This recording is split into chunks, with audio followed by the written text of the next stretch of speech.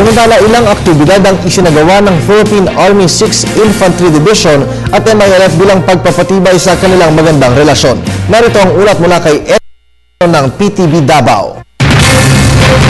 Mas lalo pang pinagtibay ng Commander ng 6th Infantry Division, Major General Cesar Ronnie F. Ordoyo, ang isang magandang relasyong nabuo sa pagitan ng hukbo ng Pilipinas at ng MILF. Nang imbitahan niya ang mga opisyalis at mga miyembro ng MILF na bumisita sa kanyang kampo upang magkape, kumain at makipaglaro ng basketball kasama ang mga opisyalis at mga tauhan ng kanyang nasasakupan.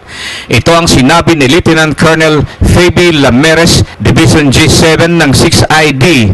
Ayon sa kanya, na maganda ang tugon ng MILF dito kung kaya kanilang ginagawa sa ngayon ang mga preparasyon para sa mga sports activities na gagawin sa susunod na mga araw.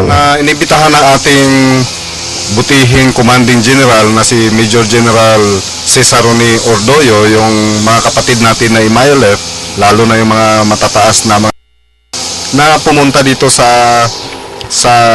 kampo ng 6ID at para maipakita sa mga tao sa sambayanan na maganda ang relasyon at nakikiisa ang dalawang panig para sa pagtaguyod ng usaping pangkapayapaan.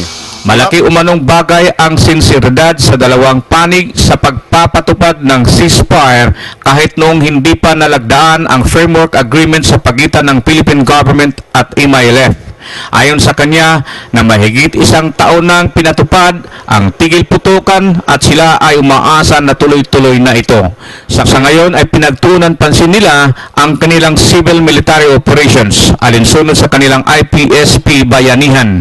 Ang 6ID ay isa sa pinakamagaling na CMO sa buong bansa. Kundi matagal-tagal na po, mahigit na po isang taon na walang engkwentro yung MILF at saka yung gobyerno, lalong-lalo na dito sa Central Mindanao dahil na rin sa magandang koordinasyon ng militar ng MILF, yung pagrerespeto natin ng kultura, pagrerespeto natin ng mga karapatang pantao at dahil na rin sa suporta ng iba't ibang sektor ng lipunan. Para sa Telebisyon ng Bayan, A.D. Arellano.